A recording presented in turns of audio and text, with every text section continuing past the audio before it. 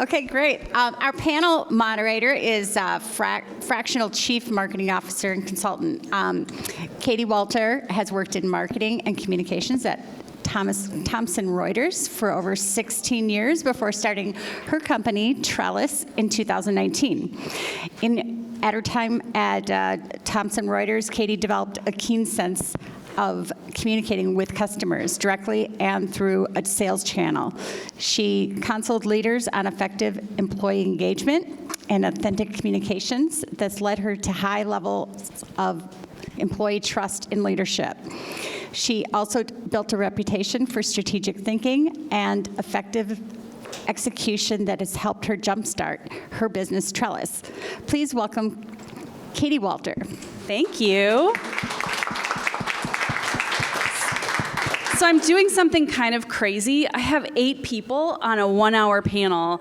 And so I am thinking of this like a talk show, kind of like I am channeling my inner Oprah here. And so our plan is to do about 10 or 12 minutes with each of these pairs of wonderful people, and then we'll have time for questions. And the focus of our hour together is real life case studies of effective, amazing, awesome relationships between business owners and the fractional executives who serve them. And so I'm excited to look at that through a few different dimensions. A lot of the themes, if you were in the last session where Meg and Rachel and Carol talked about how to measure, how to set up a relationship, how to measure it, there was some lively talk around billable hours versus retainer versus buckets of hours and value-based pricing. And these two are going to like flip all of that on its head by saying, all kinds of things. So we're going to start there. I don't want to spill the beans, but they keep challenging me on the words I use, like client. We're not supposed to say client. Oh my God, you're gonna teach me this, right? Well, we're going to talk about it. Okay, all right. So our first pair is Eric Johnson, who's the managing director at Centers for Open Reconnaissance and founder and chairman of Aurora WDC, the professional services firm he founded in 1995, focused on competitive intelligence, corporate strategy, and market innovation. And with him is Jason Voyevich, who's one of the founders of Voyager's Voyager Voyevich. I just got that. I did. He's the fractional chief. So product or marketing? I focus more on the product side. Okay. Fractional chief product officer and an author. His latest book is called Booze, Babe, and the Little Black Dress, How Innovators of the Roaring 20s Created the Consumer Revolution. He's also, I said that already, co-founder of Voyager U. So Eric, first off, describe your business, like what you sell, how many employees, what your revenue is, and what circumstances led you to engage a fractional products leader. Okay, so I started Aurora in 1995 on my 25th birthday because I met a girl that I wanted to marry and I needed to have a job. So I didn't have a job and I thought that'd be a great way to convince her to marry me. We have 4 children now and all that is history. But Aurora really started out being Eric's job. Find Eric stuff to do so he can make money. And in hindsight, I ended up being kind of a fractional intelligence officer at a bunch of different companies across the country. The most noteworthy was probably National Semiconductor, and I was out there for a period of several years. Every week, I'd fly out on Sunday night, fly home on Thursday, and basically ran their entire intelligence operation. Were you a spy? Don't call us that, because that's not politically correct to refer to that. But a lot of what the strategic market and competitive intelligence work that we do is designed to gain an information asymmetry about reality in the marketplace. And so in the last 28 years, we've developed a lot of doctrine and tradecraft to support all of that. And today, Aurora consists of 3 businesses. Aurora GPS is our global professional services, consulting, research, wargaming, all that kind of fun stuff. First Light is our software business, started in 2005. And Reconverge Reconverge is our learning business, which began in 2010 officially, and then was sort of scaled up beginning about 2013, which we had to mothball in 2020 because of COVID. So we're resurrecting the Reconverge business here this year, and so that's one of my big initiatives this year. And my brother's the CEO. He joined the company in 2003 as director of research, and I finally sort of semi-retired. My wife would tell you I did no such thing, but kind of handed the reins to him in 2009 when I was ready to kind of be done with that phase of my career, and now moved into more R&D kind of work. So a lot of what I do all day is whatever the hell I want. And Jason, what do you do for Eric?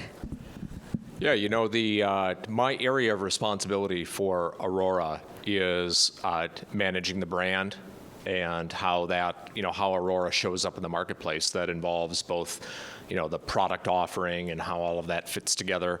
But really, it's, for Aurora, I am I'm a colleague of theirs. I'm not the business relationship is a fractional chief marketing officer, fractional chief, kind of product launch officer, whatever you want to call it. We don't really talk about that. I'm Eric's colleague. Yeah. And we work together. I have an area of responsibility in the business and, kind of a scope of responsibility, but not a scope of work. And that's really the key difference. Much more like just a part-time employee than that, but the business relationship, kind of the tax side of it is 1099. So there is nothing that is between that from a tax perspective. You're either a W-2 or a 1099 for the most part. So it's a 1099, just for the flexibility. But really the difference in the fractional relationship is, yes, there are different things I'm responsible for, but I'm not always the one doing them. And anyone in the organization who is touching the brand or who is touching kind of new product development, I'm responsible and accountable for.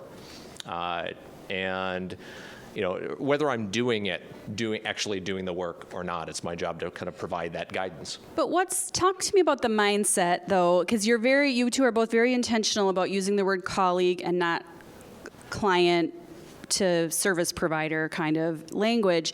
So beyond semantics, what does it take for you, Eric, as a business owner, to see him as a colleague versus someone who's there to do your bidding? Yep. So our first fractional executive was in 2005, our CFO, a guy named Dwayne. Dwayne helped us through an IRS audit a few years ago, and so that's a good example, actually, of why he's a colleague and not a service provider, because I would not want a CPA to do all the things necessary to help us go through this IRS audit with no changes, by the way, to our return from 2015. So thank you, Dwayne. But I could trust Dwayne to do that. And so half my leadership are fractional. Half my leadership fall in the same category as Jason does, because I get like $2.5 million worth of value out of them for a fraction of that.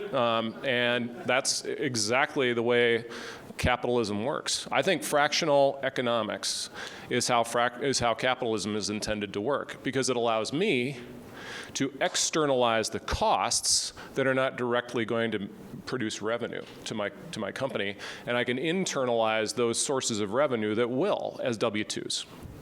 So he's my colleague. He's not my service provider or I don't even think of him as my marketing person, because I come to you with all sorts of non-marketing bullshit 10 times a week. I think, you mentioned mindset, Katie, and I think